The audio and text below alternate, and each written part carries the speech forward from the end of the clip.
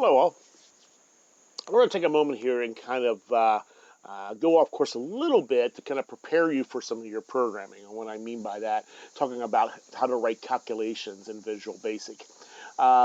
This particular website, and I gave this to you on your week's resources, kind of, points out some of the more obvious ones and that I want you to be able to use, okay, in this. It's not really hard, but I just want to make sure you understand how to do it in Visual Basic.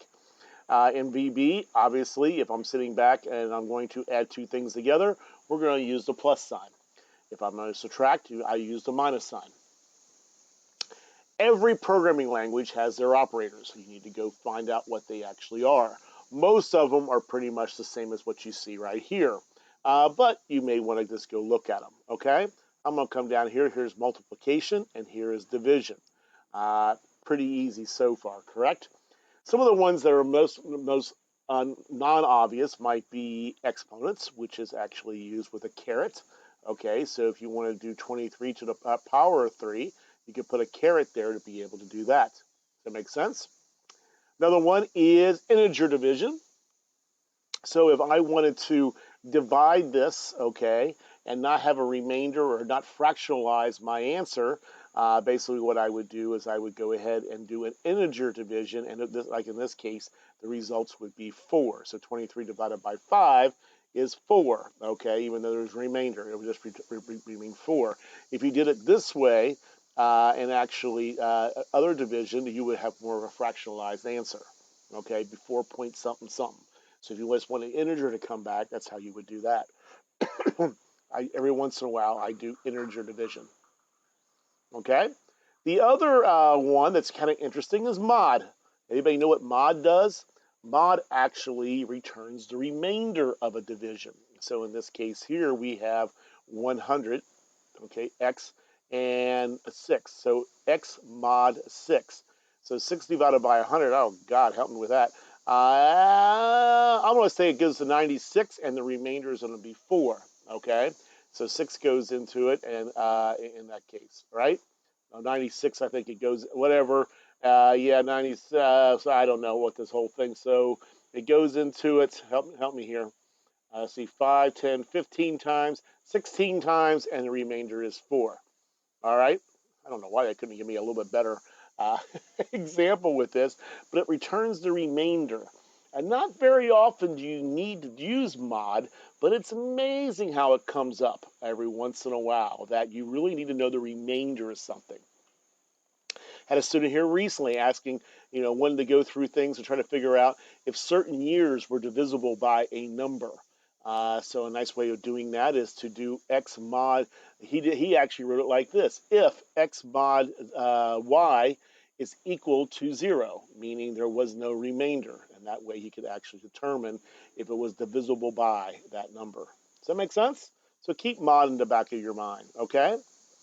All right, so those are kind of the main ones right there I wanted you to see. Again, nothing overly earth-shattering in this case, okay? Once again, I provided this particular website to you, and you can read it through so to make sure when you're actually writing your code that you're doing it correctly. There's one more piece of all of this, and it's the order of our operations, or order of precedence, however you want to state it. So the order of operation tells us the order to solve steps in expressions with more than one operation.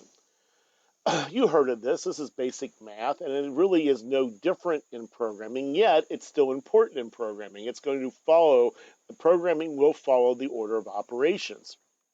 Meaning, if I sat back and I had an operation in my program that says x equals a times b plus c minus d divided by 2, what is the order of those operations, okay? Which thing does it do first? As you know, it starts from left to right, correct? And it'll go through and determine it. In this case here, the first thing it would do is multiply a times b. The next thing it would do is divide d divided by 2. Then it would go back over, go left to right, add the results of this to c, and subtract the results of whatever that division was in this case. So that's pretty much how it works. This is actually the order right here. And parentheses, exponents, multiplication, division, add, and subtraction. going back to my parochial grade school days when Sister, whatever her name was, who didn't like me very well, pounded my knuckles to try to learn this stuff. I basically did learn the order based upon remembering, please excuse my dear Aunt Sally. That's what I remembered. I think some of you guys a little bit younger than me have a different saying for the orders of operation. But it actually is pretty important. So if I do this right here, this changes everything, right? In regards to the order in which you want to do things. So in this case here, C minus D would happen first. Then we would multiply and then go from and then basically go and divide the results of this, the results of that, or the difference. I would say the results of the difference coming from this, and then divide that by 2, and then add those two together. That completely changes the results. So you need to know what order you want to do these things if you write an operation in your program, just like you did in math. I'm one that overdoes parentheses. Even though I might sit back and know that this is going to be first, I like doing this. I like putting parentheses around everything that I'm doing in this case, okay? And so if I want this, and I like doing, because to me, it tells my next person who picks up my program exactly what I'm trying to do, okay? And so in this case here, it would multiply these, it would subtract these, divide it by 2 then, and then add those two together. It's very easy to see that versus seeing it without, all those parentheses around. Even though the order of operation might be perfect for the way I wanted to do it, not really in that case, but if I put the parentheses around it, it, what do you want to say, documents exactly what my intent is. Does that make sense?